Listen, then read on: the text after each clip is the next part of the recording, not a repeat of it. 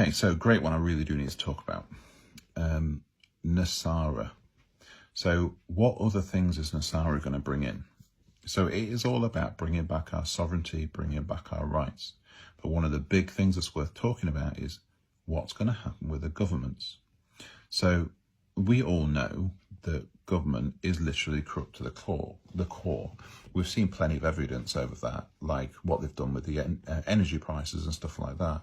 You know, they could have done a tax rebate on these massive oil companies that they never did.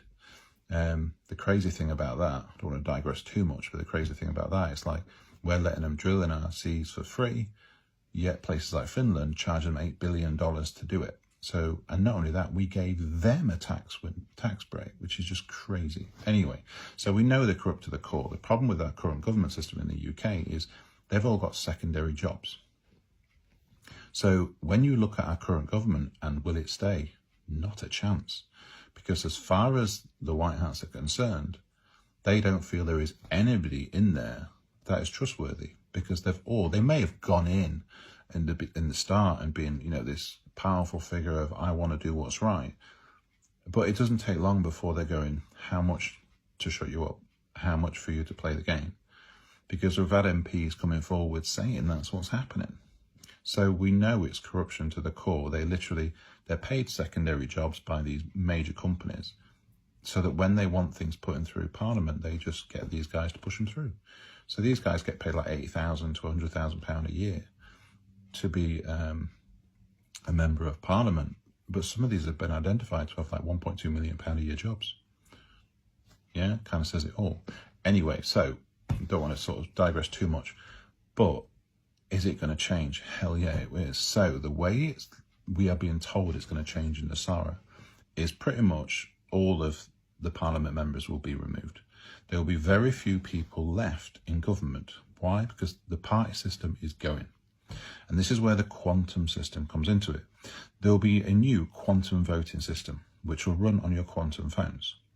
Being that it's quantum, it's running off blockchain. It's completely unhackable.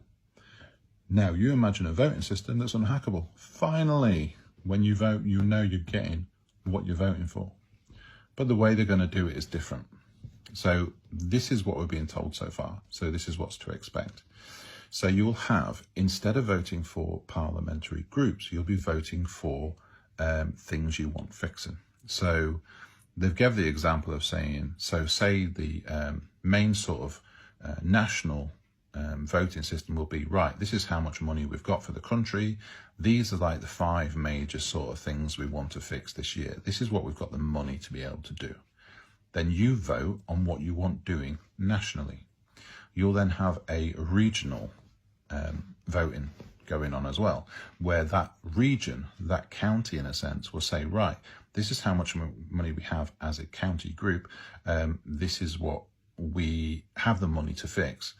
What would you like us to do? And then you vote on where you want this money to go. And you'll have the same thing for your town. So you'll have a town's budget as well. And then you will vote what gets fixed in your area. So none of this sort of, I am this party, I'm going to do that, this is what I'm going to do, vote for me, and then they do their own shit anyway. That's going, completely going. There is going to be a massive reduction of parliamentary members because it just isn't needed.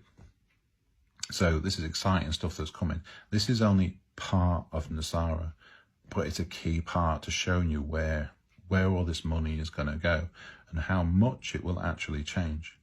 And just remember, most of this money, because I've had people say to me before, but, you know, if we're not paying as much tax, if we're not paying tax, what's going to pay for all this stuff?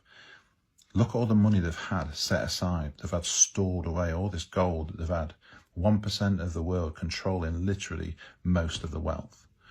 All that money is now pulled back. So now it's being given to countries to use and help humanity and fix what needs.